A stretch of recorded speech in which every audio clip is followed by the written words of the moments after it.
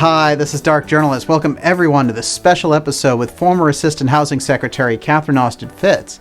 Now, we've been digging in on Catherine's research on Global Control 101, and today we're going to go even deeper. Catherine, it's great to have you back for part 2 of our deep discussion on Control 101.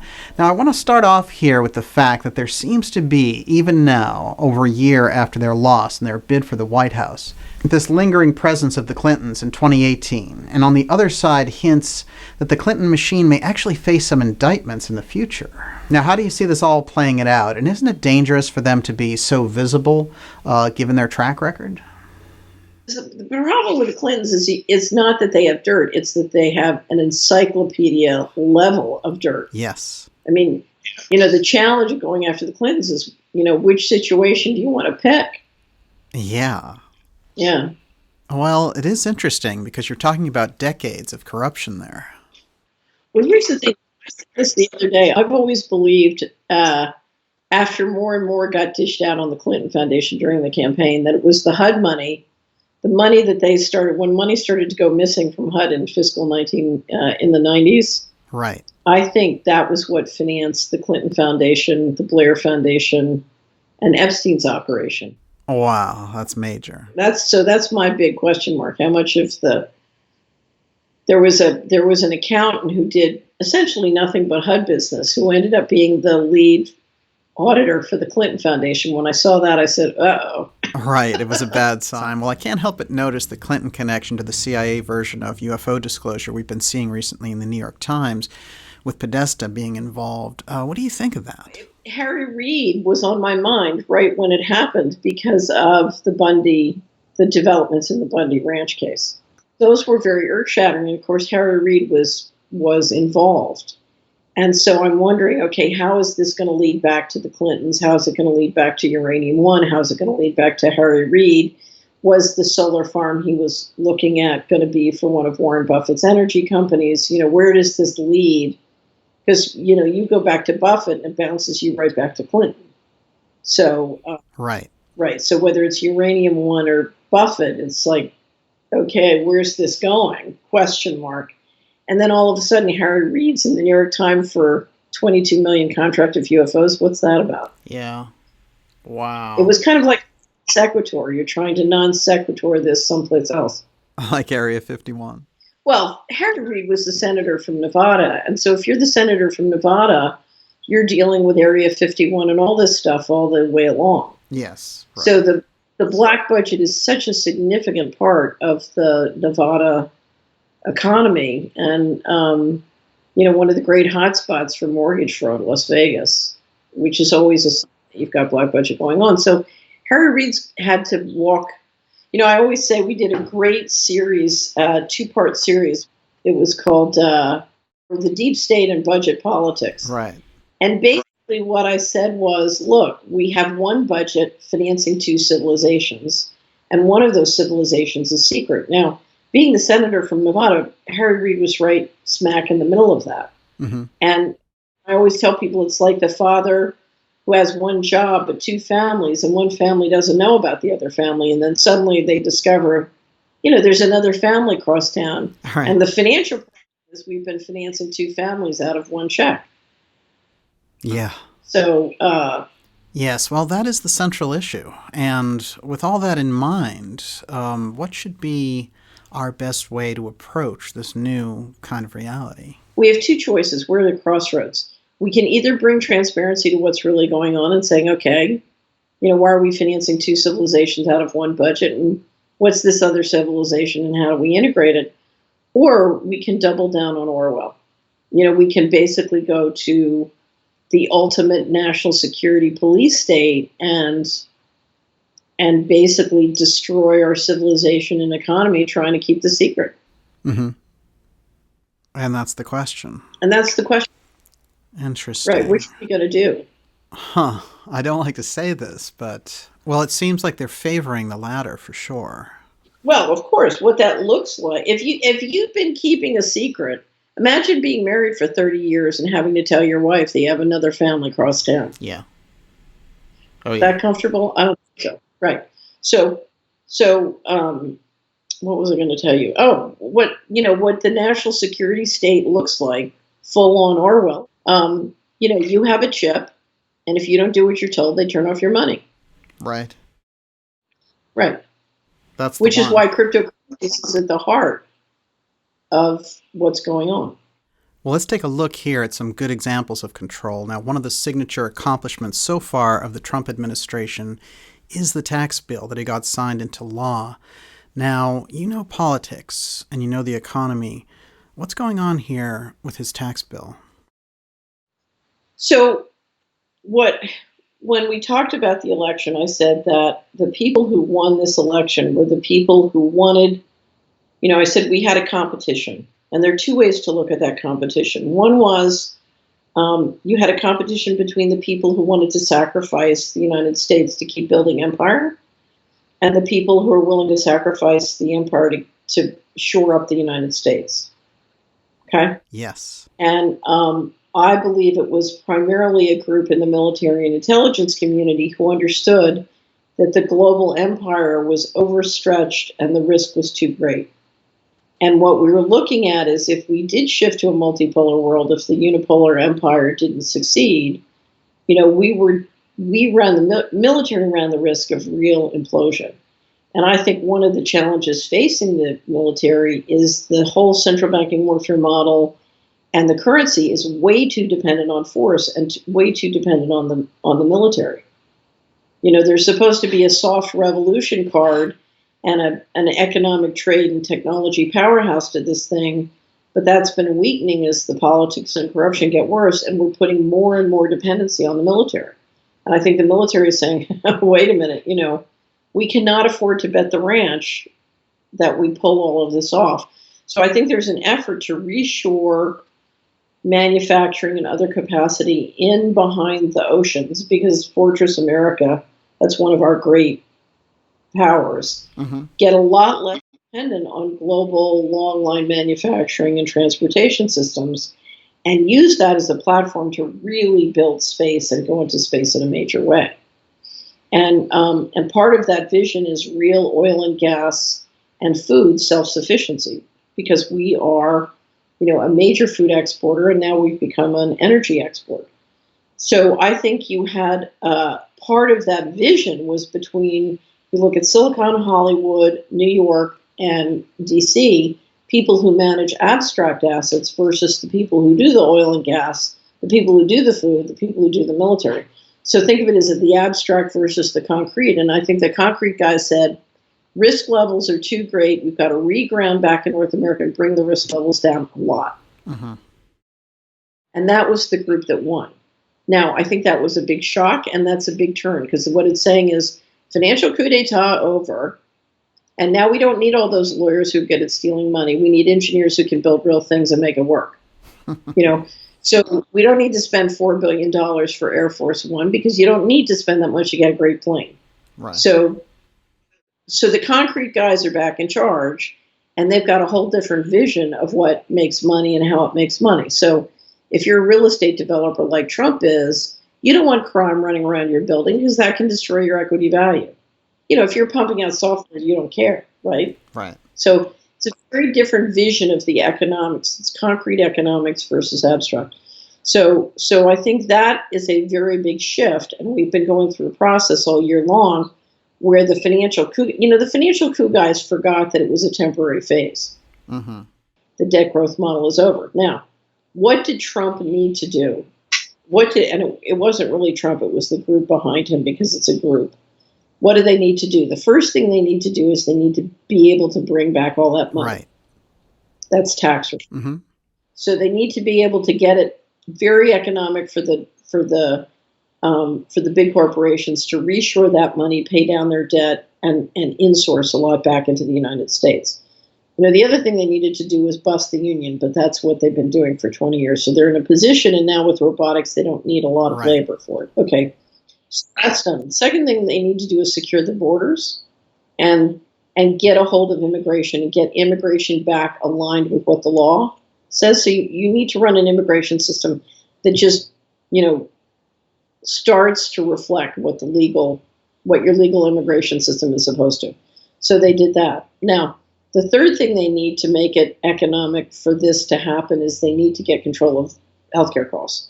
Because healthcare has exploded from 7% of GNP to 17, I think it's headed towards 19, but growing. Wow. So tried to do that, and they've done some, but that is still a major question mark and political problem for everybody because, whether it's corporate America, insurance America, or general population America, we're all in denial about the healthcare issues.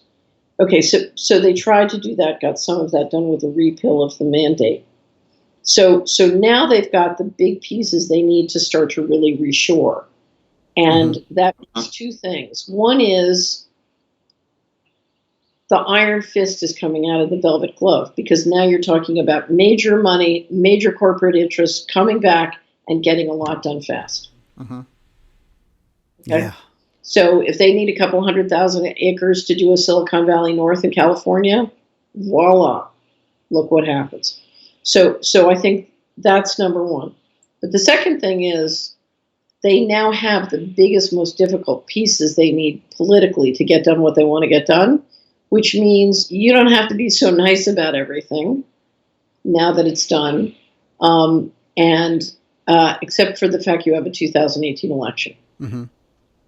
And so we're coming into the 2018 election, and I think we are in for a fight on the ground over policy issues because if you look at the Democrats who lost as a result of Bernie Sanders basically getting rolled by the DNC and the Democratic Party, those people decided to go start to organize at a grassroots level, and I think they will be formidable. You also have a tremendous amount of money being laundered to activists who are running around the country saying and doing the most ridiculous things. But it creates a major state of incoherence. So you have that going on too. And then finally, you're starting to see in the general population the trance come off and people realize, wait a minute, the local elections, the congressional elections, all these things, I've got to fight this bottom up. And so I think a lot of energy is going to go into the 2018 election, which will keep the iron fist a little bit down. Once we're through the 2018 election, Katie, bar the door. Watch out. Oh, wow. We're going, no, it's Global 3.0. We're going up the Global 3.0 S curve, and with David Rockefeller dead and the 3.0 leadership taking over, and then with the major component pieces, back into or call it insourcing, all those component pieces in place. Get ready, we're going up the S curve. What about the kind of transhumanism aspect? Is that riding up the 3.0 with us? Well, it's interesting because the concrete guys got a hold of the executive branch. That's going to soften that somewhat, but it continues to be pushed. So, that war is going to continue, and automation is really going to push it. So it's been softened, but it's still there and being pushed. Right. So, and they're trying to get this language changed so you can't refer to someone as he or she, and they're trying to work this into schools and everything else. So, that's a transhumanism program. It's got to be fought at the grassroots level. In other words, you've got to fight this at the local PTA. You've got to fight this at the local city hall. This is trench warfare, and this is a fundamental freedom of speech. The biggest thing I'm worried about in 2018 and 19 is the push. I call it the con. The Constitutional Convention con. Right. So they're going to say, the Constitution, it's so old, it's not updated for our young, high-tech existence. We need to redo it. And I had a great Solari report that's public. We made it public with Dr. Vera, who I think is the top constitutional scholar in the country who believes in freedom. There are plenty of constitutional scholars, but the one who's the most committed to freedom. And basically he describes why if you open this up, they can just tear it up. So all the things they want, gun control and to kill freedom of speech, and it's bad enough you can't say anything negative about Israel. You probably won't be able to say the word Israel when they get finished tearing up the Constitution. So But if you look at all the things they've been trying to get one by one by one, you tear up the Constitution, you can kiss property rights goodbye, you can kiss human rights goodbye, you can kiss free speech goodbye. That's how you get everybody having a chip. So, that's why I keep saying on all the shows I do, these are people who believe in slavery.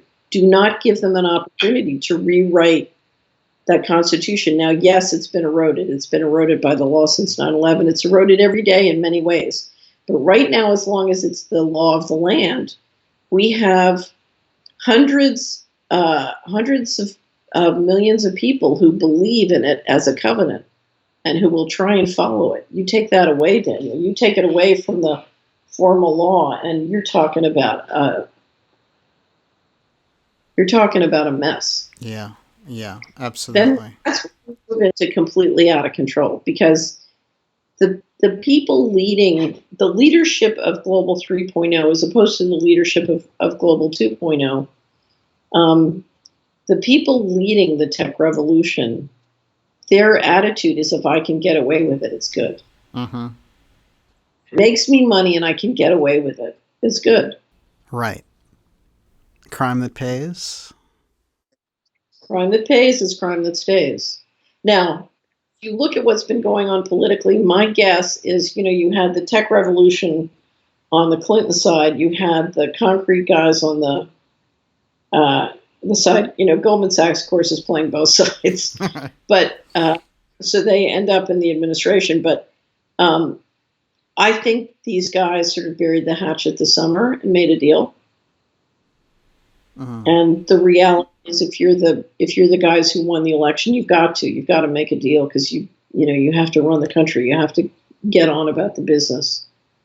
Now, interestingly enough, the people who have blown this, not the grassroots activists who were on the Sanders side, the Clintonistas have completely blown this. Yeah. They had a chance to go back, say, okay, we lost. Let's make America great again. Make their bones, make their deals, and go back to work. That's what the population wanted. Uh-huh.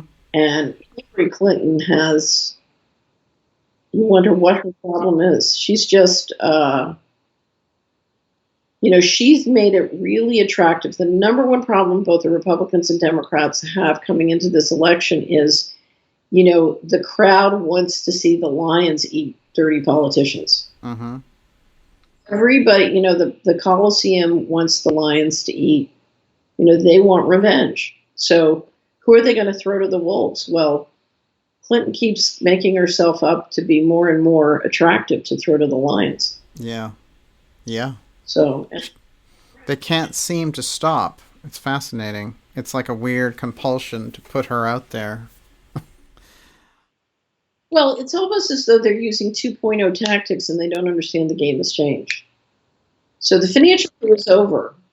And here's my question, because, when everybody went to the negative after the election, instead of shifting into some kind of make America great again, except for the saying, I have to say this, the Sanders activists at the grassroots level are very hardworking, productive, great people. And I think you're seeing them doing a lot of very positive things that's not getting a lot of attention in the national press, but they're getting a lot done.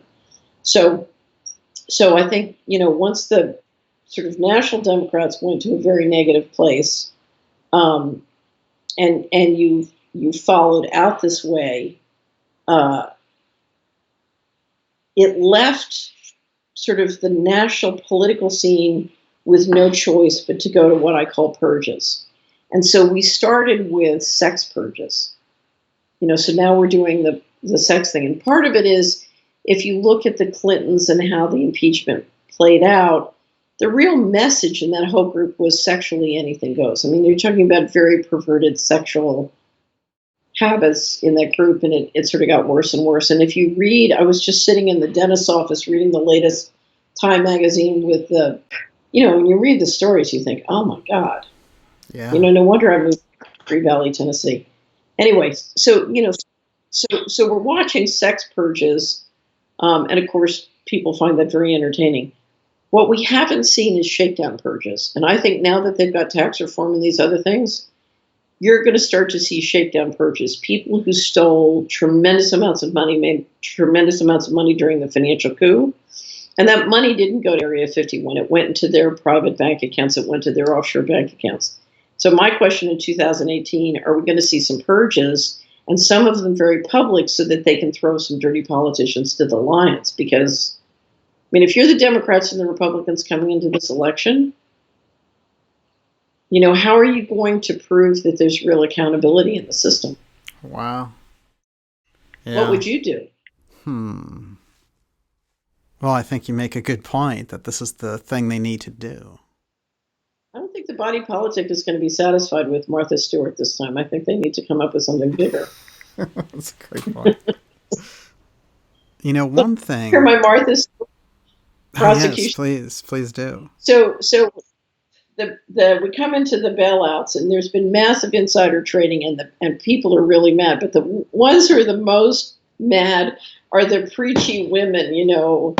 How could we let this happen? We want to, and so I could just see everybody hanging out in the boardroom saying, how are we gonna tell all these preachy women to shut up? And they say, I know, let's prosecute and destroy one of their heroines. It's like, okay, wow. You want us to prosecute insider trading? No problem. Let's get Martha Stewart and absolutely destroy and put her through a highly public political process and just humiliate us. Now, do you want us to keep going? We'll do another one of your heroines, and suddenly all the preaching went. They all went quiet. Shut up. It was a freak show. It was a real freak show when they grabbed her. Yeah. Amazing. Yeah, I mean, it's pretty low-hanging fruit, too. Well, one of my questions is, did her first attorney set her up? Because that's a no-brainer. You never fall into the obstruction of justice. They tried to frame me on obstruction of justice. But we saw it a mile away, and we just kept we just wouldn't. And then they falsified evidence. So literally they falsified evidence and tried to trap us. And it was really funny because I was saved by a miracle. One of the property managers who saw them falsify the evidence was so gratified and pleased that we had cleaned up the property. It was very, because they were doing like number ones and number twos on the floor. Oh, wow. He thought he was going to. Seriously. We cleaned it all up. He gave us an affidavit describing everything they'd done. It's up on my website. And in fact, I have a fabulous Solari report that's public called Coming Clean with Eunice Boston, who is a very dear friend of mine who ran the cleaning company. Wow. And they're prayer warriors. It was spiritual warfare. And so we tell the story of Coming Clean with Eunice about how Eunice and her team of spiritual warriors, basically saved me from this frame. It was amazing. Wow. It's incredible. The things you've gone through, Catherine. It's really just amazing. What a journey. But right now, I really want to congratulate you because major news outlets like Forbes magazine, for example, are picking up your missing trillions story, the missing trillions from HUD and DOD. And, we've also seen some mainstream articles that are taking aim at you and the story. No surprise there.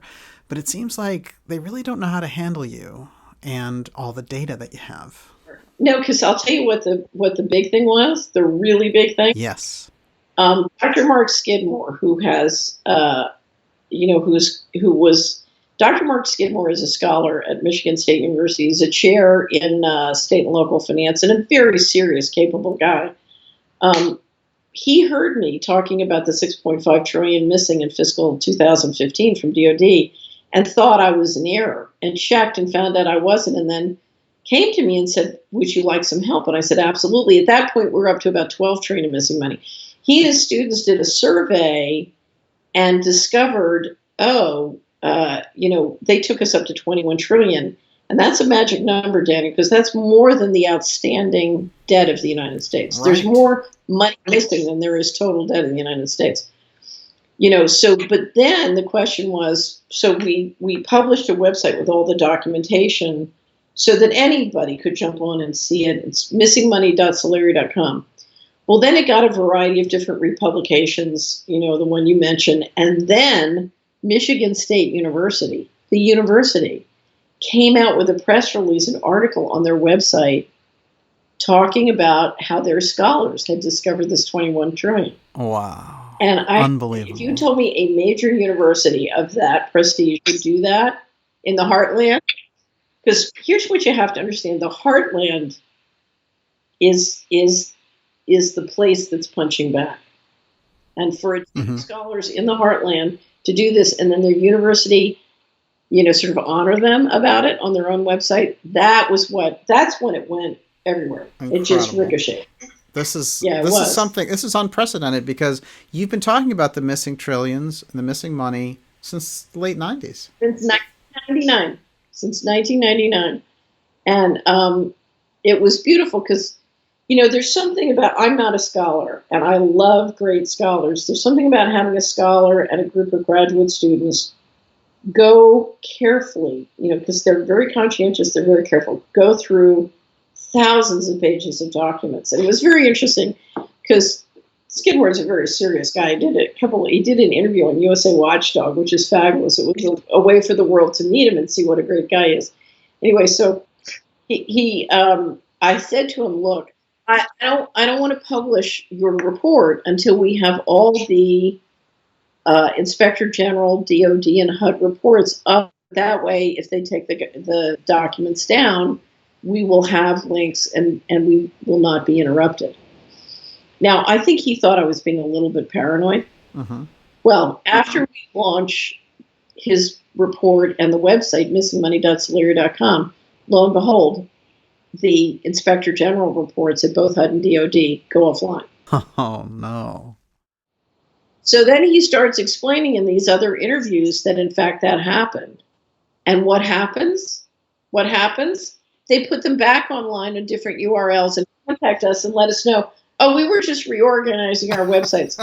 Apparently, we had miraculous reorganizations at both HUD and DOD. Now, it's interesting because the administration then comes out and announces a huge, big, new agency-wide audit at DOD. Well, Daniel, the first audits were supposed to be done in the mid-'90s. We've had constant press releases all along that they were going to do an audit and they were going to finish the audit, or they're doing an audit and the audits never get completed. So the idea that this is first or new, it's like Ted Cruz put in legislation in 2015 related to what would happen if they didn't finish their audit in September 2017.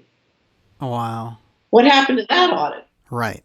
The audit team in 2001 got blown up at the Pentagon because for several years after, the Army would say that they couldn't do financial statements because of the explosion at the Pentagon. We know the ONI team apparently was there and was blown up, but my understanding was the Army's financial office was in Ohio. So yeah, right. Let's figure that out. I don't know. That was at the time where the guy running the Army, the Secretary of the Army, was a former Enron executive. So, yeah, wow. Now that ties a lot together. And one thing I want to mention here is that sometimes you see these kind of political, social manipulations coming from less than traditional sources, like major universities, for example. What is it you're picking up here that other analysts don't see? Because a lot of my squabble in Washington during that period was with the Harvard Corporation and Harvard Endowment. Right. And I've always believed that the investor who made the most money on the financial coup d'etat was Harvard. And I first came to that realization. I was sitting in the City of London making a presentation about what was going on with the financial coup in the United States. And John Laughlin and Ann Williamson were speaking. And Ann was talking about the rape of Russia. And John was talking about Eastern Europe. And I was talking about what was happening in the U.S. with some of the U.S. piratizations. And what we discovered was we were talking about Harvard. It was Harvard in Eastern Europe, Harvard in the rape of Russia, and Harvard, in the HUD programs here. It was just Harvard. And we were in shock looking at each other. And anyway, but if you said to me, who's the number one investor who made money on the financial coup, I would say it was Harvard. And one of the top stories that Joseph and I talked about for News Trends and Story is the fact that Harvard is going dark. Huh. Remember when I said our danger this coming year is purges? Well, Harvard wants to make sure when the purges come, if they come, There's no one there to give a deposition. All They've right. laid off most of their internal staff, outsourced everything. This is for the endowment. Outsourced everything and say they're not going to publish results. And of course, results were a problem for a lot, particularly during the Clinton administration, because their performance was many more times than the market, you know. Well, this is totally unprecedented. For Harvard to take its endowment and the Harvard Corporation this dark and secret, you know, that's unprecedented. And that tells me the Inquisition is coming. It's the canary in the coal mine. Somebody's batting down the hatches. Somebody's batting down the hatches. I mean, you know, we laugh at what happened in Saudi Arabia, but you have a new young prince who decides to literally round up the billionaires and say, okay, oil revenue's over. You're sitting on billions and our coffers are empty. We need 70% of the money back because we got to rebuild the economy. Shakedown purge. You know, so you end up with a whole bevy of. Now we laugh and say, okay, well, Saudi Arabia, that's Saudi Arabia, but you know, is a shakedown purge coming in the United States? Wow. Looks to me like to make sure they're not.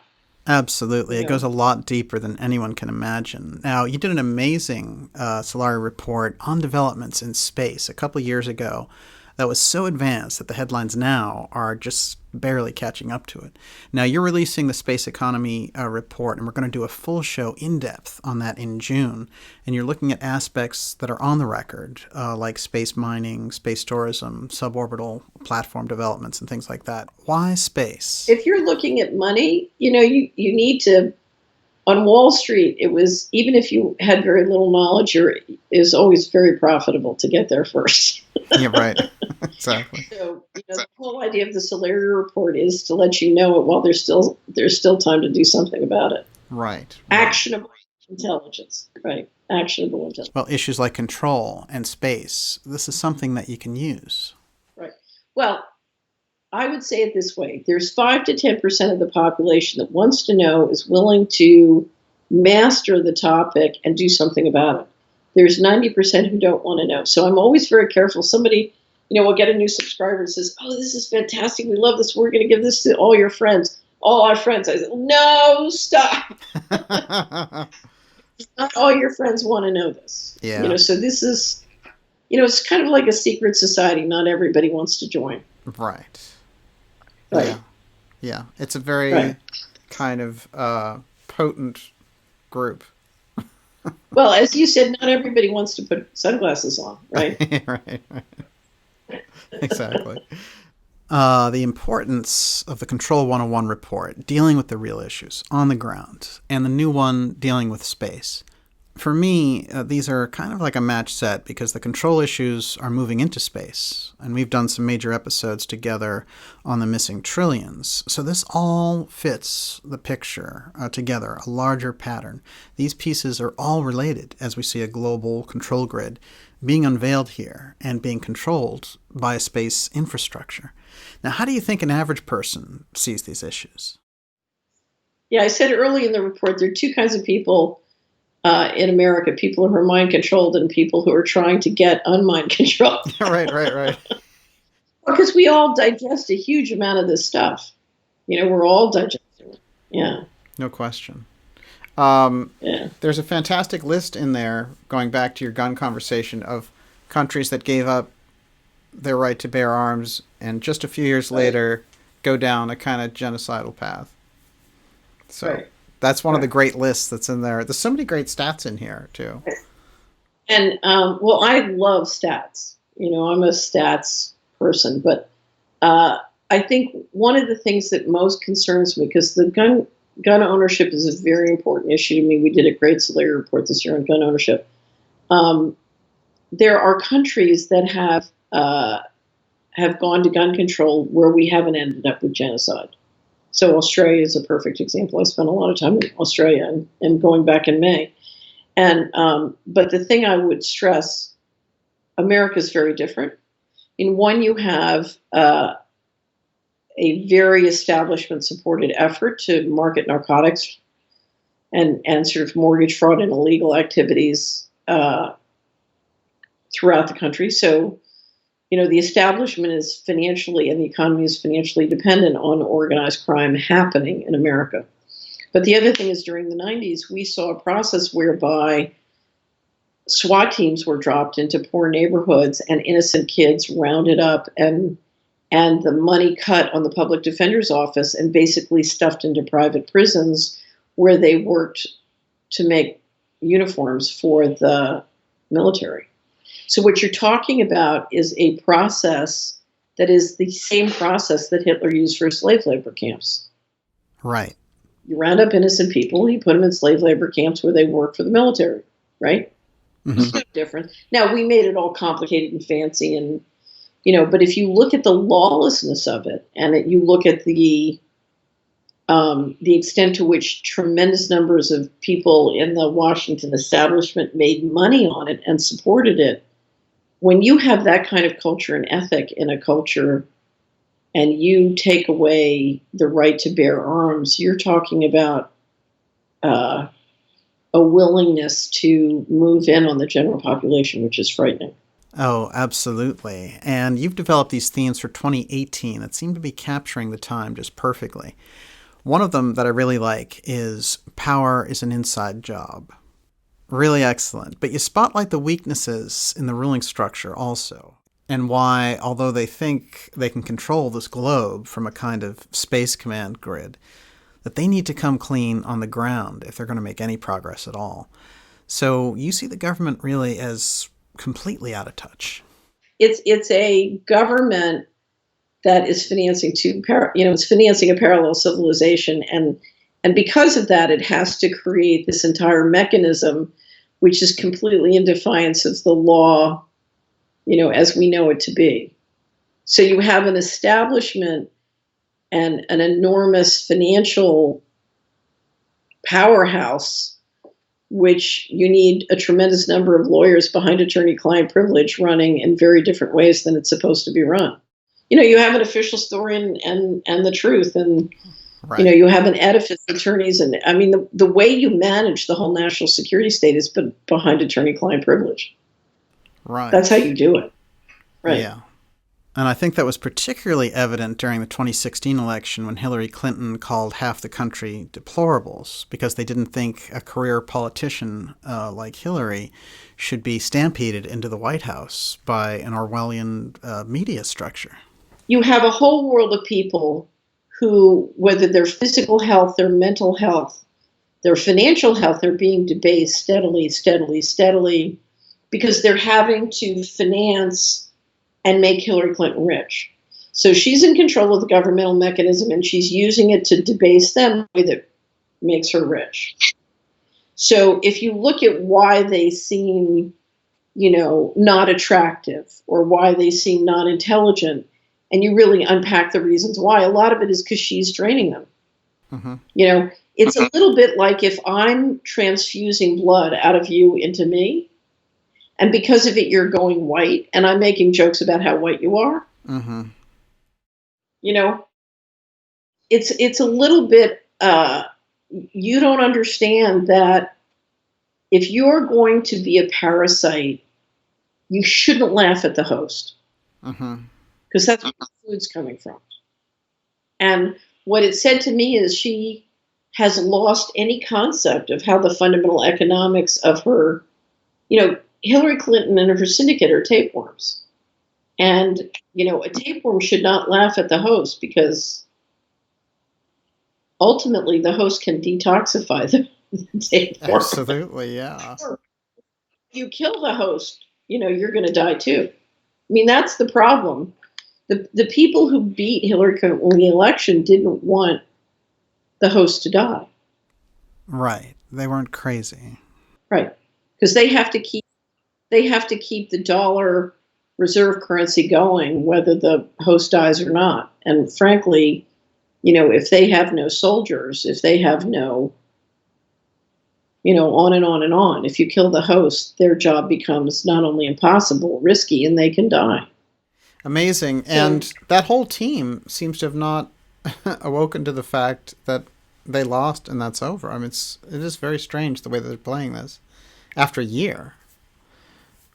Well, but here's the problem. When you're in a financial coup and you're doing certain things because that's what works at the coup, when the coup's over, it would appear they just don't know that. They don't know that certain behavior is appropriate in a world where the cost of capital is zero, but when the cost of capital goes to 20%, that behavior is not appropriate. Mm-hmm. I mean, Trump and his team are people who know that the cost of capital is much higher than zero. Right.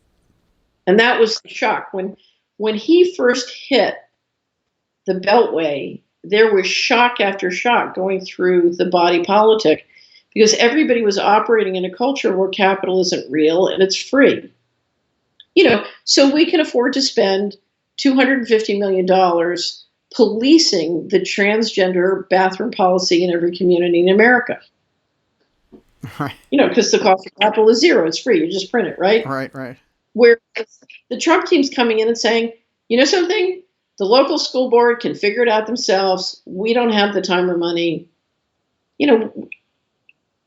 There's not, your vision of infinite complexity combined with infinite enforcement is uneconomic. Mm-hmm. It's insane. We can't do it. But for some reason, they forgot that the financial coup was over. Amazing.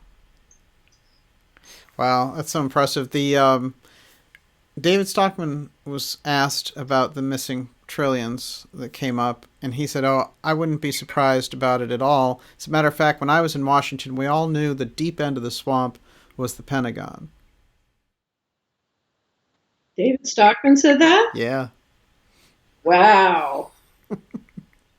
It's funny because I never worked at DOD. I mean, I've had different interactions with DOD, and I have some pretty funny DOD stories, but I did work at HUD.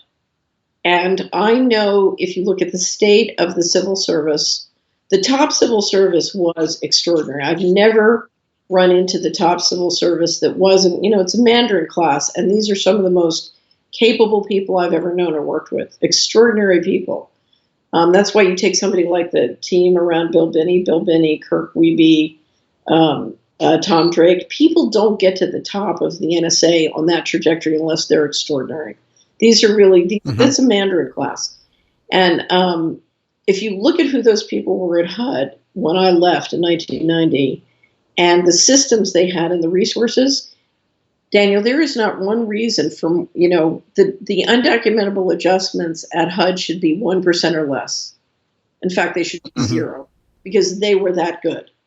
And the systems were that good and their resources were that good. So there is, in my opinion, from that point on, there is no reason for any meaningful undocumentable adjustments other than massive, second family. Yes. So they're talking about major systemic fraud. The missing, I forget the missing money. If you go to missingmoney.solari.com, the documents are there and the numbers are there. But I think in 2015 there was almost 300 billion of undocumentable adjustments. Can't be. It cannot be. It cannot be. Now, I will tell you a very interesting factoid. This is one of my favorite missing money. So Skidmore comes out with this report on September 23rd. On September 28th, we published a Solari report with him.